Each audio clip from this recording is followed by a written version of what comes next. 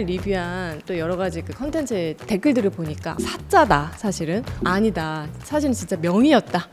이 루미가 했던 기침은 무슨 종류의 기침이었을까라고 보면은 여러분 지금 전 세계적으로 인기를 끌고 있는 K-팝 디먼 헌터스, 줄여서 캐대헌이라고 혹시 알고 계신가요? 넷플릭스의 애니메이션 영화인데요. 어렸을 때 캐나다로 이민을 간 1.5세대 매기 강이라고 하는 이 감독님이 만든 영화고요.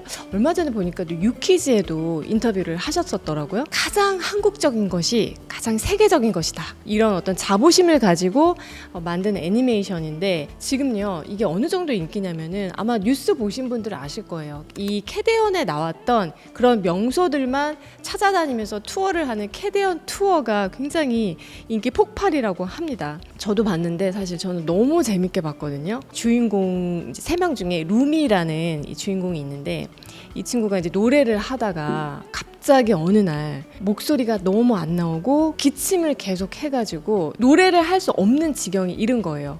그래서 이 잃어버린 목소리를 찾기 위해서 한의원을 찾아갑니다. 원래는 이제 보약 지어 먹으려고 갔는데 한의 선생님이 이렇게 보더니 목소리, 그러니까 그 부분을 치료하려면은 몸 전체를 봐야 한다 라고 얘기를 하면서 이런 말을 해요.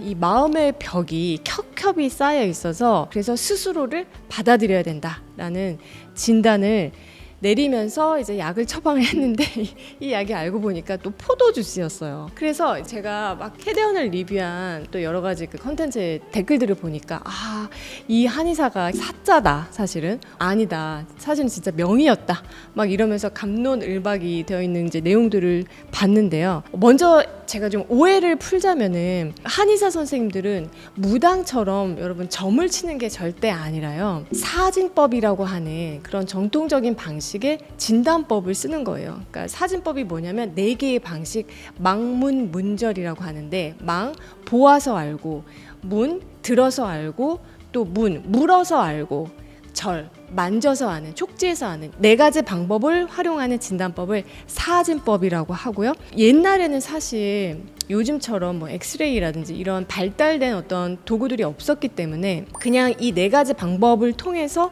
몸과 마음의 불균형 그리고 질병 상태를 알아내도록 트레이닝을 받은 거죠. 그런데 사실 요즘에 선생님들 같은 경우 뭐 저도 마찬가지고요. 혈액 검사라든지 아니면 뭐 엑스레이 뭐 여러 가지 뭐 위 내시경 이런 검사 결과들도 다 참조를 합니다. 자, 그렇긴 하지만 여전히 사진법은요 굉장히 중요한 진단 도구이고요.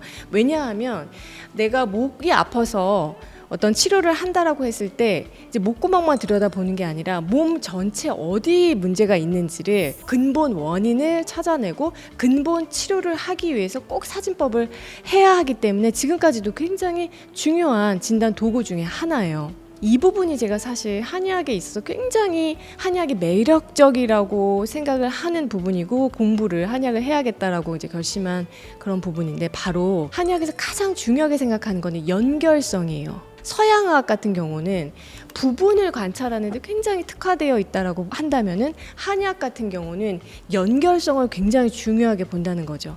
그래서 우리 몸의 오장육부가 심지어는요 노희사비공이라고 하는 감정하고도 연결이 되어 있다라고 보고요. 그리고 바깥에 있는 구멍들 뭐가 있어요? 눈, 코, 귀, 입 각각의 구멍들도 오장육부와 각각 연결이 되어 있다라고 보고요. 몸을 이루는 조직들도 다 연결이 되어 있다라고 봐요. 그래서 이거를 표로 정리할 수가 있는데요. 이렇게 나타낼 수가 있습니다. 오행배속이라고 하고요. 목화토금수가 각각의 오장, 간신비패신하고 연결이 되어 있고 그리고 오관, 목설구비, 눈, 코, 귀, 입과 각각 연결이 어떻게 되어 있는지 그리고 조직, 근육, 혈관 그리고 이제 지방 가는 살, 피모, 뼈 이들이 각각 오장육부 안에 어떻게 연결이 되어 있는지를 나타내는 이제 그런 표예요. 자, 그렇다고 하면은 캐대언 속의 주인공 루미는 가장 문제가 뭐였어요? 목이 문제였죠. 목소리가 나오지 않고 계속 기침을 하는 이런 부분인데 목구멍은 몸속의 오장육부 중에서 특히 어떤 기관이랑 연결이 되어 있을까요? 자, 첫 번째는요. 폐와 연결이 되어 있습니다. 이거는 다 짐작을 해보실 수가 있겠죠? 자, 이거를 이제 문헌에서는 폐는 코에서 열리지만 인후의 문이다라고 했어요. 그래서 이 인후, 목구멍 같은 경우는 바로 폐의, 즉 호흡의 출입구로 봅니다. 그래서 기침이라든지 뭐 인후통, 목구멍이 아픈 혹은 쉰목소리가 나는 이런 모든 증상들은 다 폐의 기능과 직결이 되어 있고요. 그런데 뿐만 아니라 목구멍은요, 한의학에서는 콩팥하고도 연관이 되어 있어요. 그래서 신개규어 이 그리고 이음, 그러니까 콩팥은 귀하고 연결되어 있고 이제 전음, 후음, 그러니까 생식기와도 연결이 되어 있는데 인후와도 연결이 되어 있다. 이게 무슨 뜻이냐면은 콩팥에 어떤 병이 있는지, 불균형이 있는지 목구멍에서 그 사인이 드러난다, 징후가 드러난다라는 게 바로 이 구절이에요. 그래서 우리가 만성적으로 특히 목구멍이 건조하다든지 아니면은 되게 간질간질한 느낌이 있다든지 그러면서 기침이 계속 난다든지 쉰목소리가 난다든지 이런 것들은 단순히 폐 문제만이 아니라 우리는 신음이라고 하는데 이 신음이 부족했을 때, 신의 진액이 부족했을 때 나타나는 징후일 수 있다라는 그런 얘기고요. 그리고 또 하나는 심장과도 연관이 되어 있습니다. 목구멍하고 도대체 심장하고 무슨 연관이야?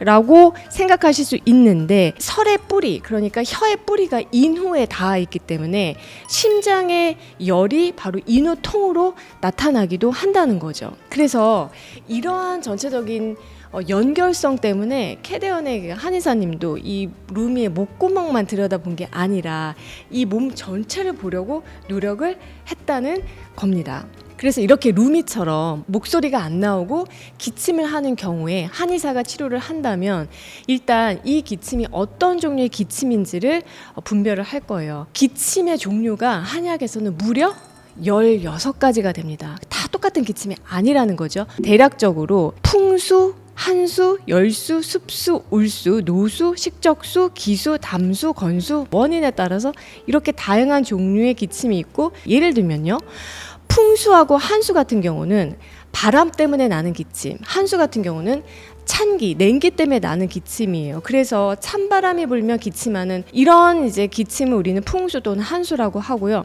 또 아까 말씀드린 습수 같은 경우는 가래가 잘 생겨서 이제 목에 걸리면서 생기는 기침이에요. 예를 들면은 콧물이 잘 생기면서 콧물이 뒤로 넘어가서 목에 걸리면서 기침을 하는 경우들도 많거든요. 그러니까 대표적으로 비염이 있는 분들이 이런 기침을 많이 하는데 이런 경우가 습수에 해당하고요.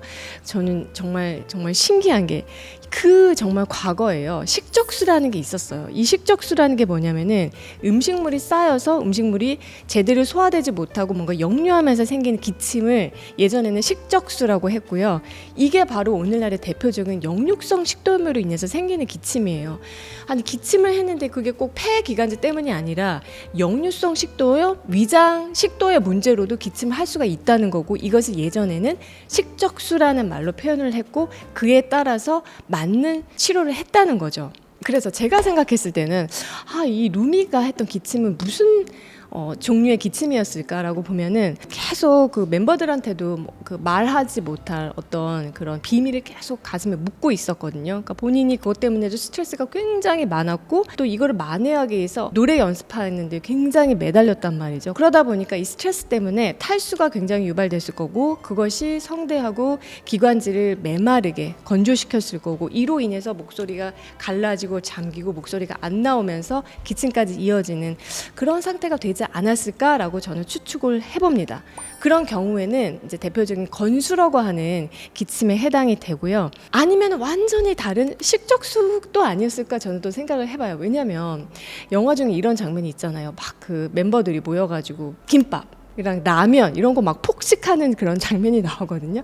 한 번이 아니라 이런 식습관이 계속 이런 식으로 있었다면은 이거는 혹시 역류성 식도염 때문에 나는 기침이었을 수도 있다라고 생각을 하는데, 그래서 어떤 종류의 기침인지 저라면은 망문 문절을 더 했겠죠. 그래서 가래도 같이 나오는지, 마른 기침인지, 목이 가지가지하면서 그렇게 나오는 기침인지, 끈적끈적하면서 잘 뱉어지지는 않는 가래인지, 흰색인지 노란색인지, 비염이 같이 있는지, 누워있으면 더 기침이 심하고 목소리도 더 안 좋은 거지, 식사 패턴은 어떤지, 이런 것들을 더 자세하게 망문 문제를 했겠죠. 그리고 아마 진단을 했을 거예요. 근데 캐대언 한 선생님은 이제 처방한 것이 알고 봤더니 포도 주스였단 말이죠. 저도 사실 이 부분에서 약간 당황했어요. 그러니까 뭐 배도라지 집 정도면 모르겠지만 왜 갑자기 포도 주스를? 이제 생각을 해보니까 그럴 수도 있을 것 같아요. 뭔가 조금 상징적인 의미로. 왜냐하면은 이 루미 머리 색깔이 보라색이잖아요. 그래서 포도 주스도 보라색이고, 그래서 루미의 어떤 비밀을 보라색으로 좀 상징화해가지고 포도 주스를 먹는 게 어떤 그 자신의 그 정체성을 인정하고 받아들이는 그런 상징적인 의미가 아니었을까라고 추측을 해볼 수도 있는데요.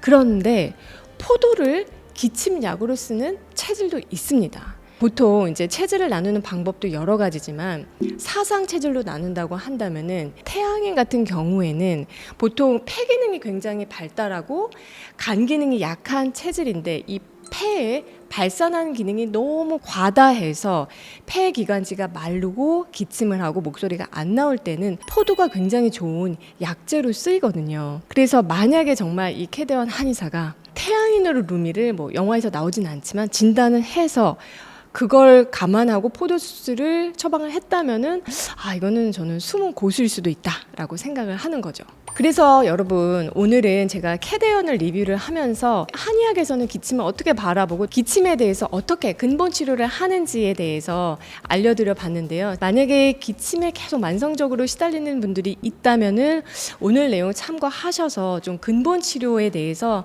어떻게 할 수 있을지 좀 고민해 보셨으면 좋겠습니다. 오늘 알려드린 이 한의학의 지혜가요, 여러분 건강을 지키는데 조금이나마 도움이 되셨으면 하고요. 정세현의 라이프 연구소 우리 패밀리 여러분들 행복하시고요. 오늘도 식사하세요.